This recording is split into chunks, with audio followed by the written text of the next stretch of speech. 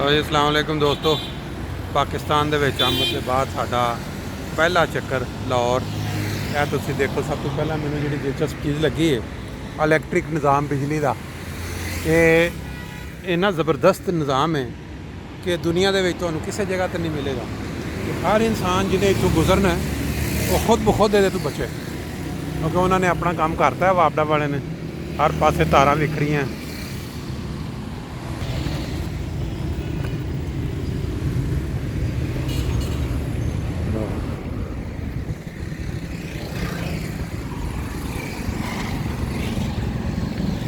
ਇਹ ਜੀ ਸਾਡੇ ਵਜ਼ੀਰ ਆਜ਼ਮ ਸਾਹਿਬ ਇਮਰਾਨ ਖਾਨ ਸਾਹਿਬ ਦਾ ਜਿਹੜਾ ਬਚਪਨ ਦਾ ਇਲਾਕਾ ਜ਼ਮਾਨ ਪਾਰਕ ਦਾ ਇਲਾਕਾ, ਜਿਹੜਾ ਸਾਰਾ ਟ੍ਰੈਫਿਕ ਤੁਸੀਂ ਦੇਖ ਰਹੇ ਹੋ ਸਾਰੇ। ਅੱਜ ਜਿਹੜੀ ਸਵੇਰ ਦੀ ਸੈਰ ਤੇ ਜਹਾਜ਼ 'ਚ ਹੋਈ, ਲੇਕਿਨ ਇਹ ਕਿ ਪਿਛਲੇ ਟਾਈਮ ਚੱਲ ਰਹੀ ਹੈ ਇਸ ਟਾਈਮ।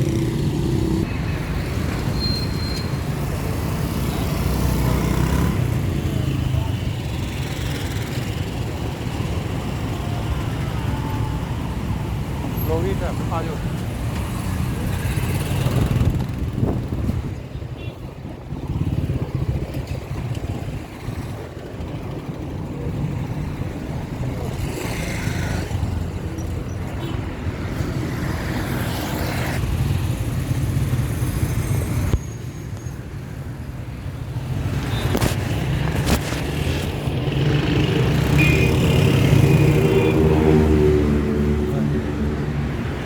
ਲੱਗਦਾ ਐਡਜਸਟ ਹੋ ਗਏ ਵਾ। ਮੈਨੂੰ ਤਾਂ ਵੈਸੇ ਡਰ ਲੱਗਦਾ ਇੱਥੋਂ ਕ੍ਰਾਸ ਕਰਦੇ ਆ ਸੜਕਾਂ ਦੇ।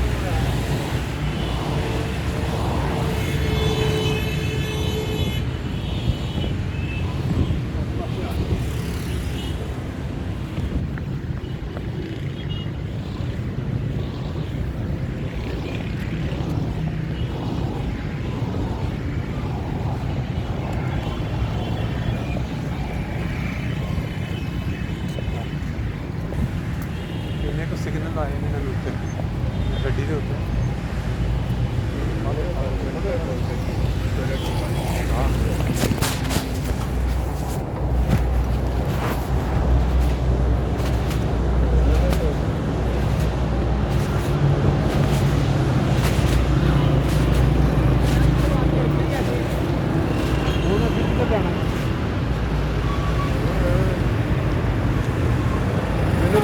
नजर नहीं आता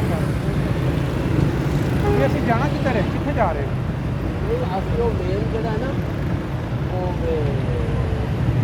जिथे दुकाना शुकाना ने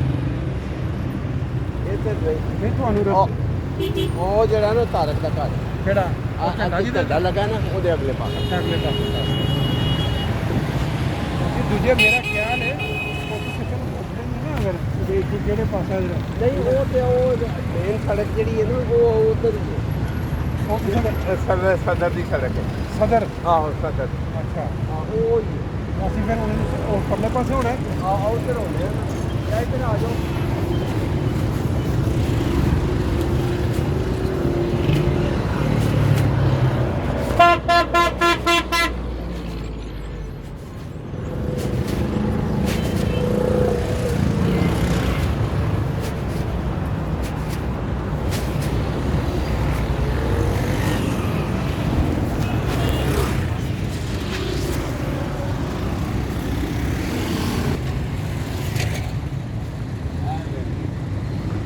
हाँ जी, अच्छा अगे आ रहा बाजार।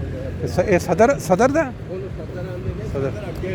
अच्छा लो जी। हाँ अच्छा नेड़े ही इथों पैदल।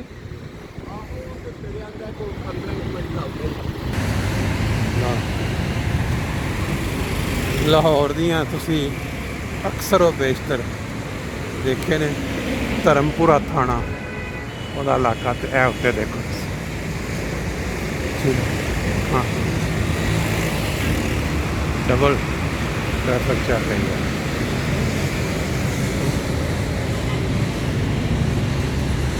तो जी पाकिस्तान लाहौर अपना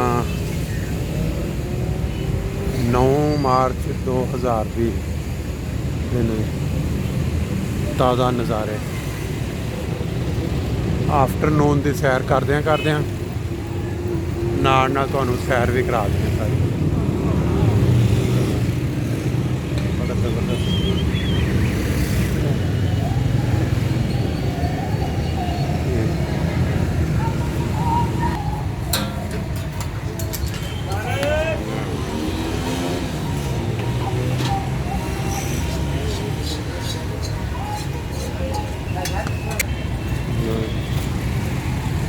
ਮੌਜਾਂ ਮੌਜਾਂ ਹੀ ਮੌਜਾਂ ਲਾਹੌਰ ਦੀਆਂ।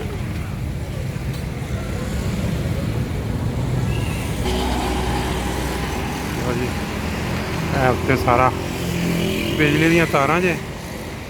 ਇਹ ਤੁਹਾਡੇ ਵਾਸਤੇ ਪੈਦਲ ਚੱਲਣ ਵਾਸਤੇ ਰਸਤਾ। ਸੈਰ ਵੀ ਹੋ ਗਈ ਜੀ। ਹਾਂ ਇੱਥੋਂ ਅਸੀਂ ਮੁੜਨਾ ਅੰਦਰ। ਇੱਧਰ ਆ ਜਾਓ, ਇੱਧਰ ਜਾਣਾ ਜੀ। ਹਾਂਜੀ ਇੱਧਰ ਹੈ ਜੀ। ਤੁਸੀਂ ਲੱਗਦਾ ਭੁੱਲ ਗਏ ਹੋ। ਲਓ ਜੀ ਬਚਪਨ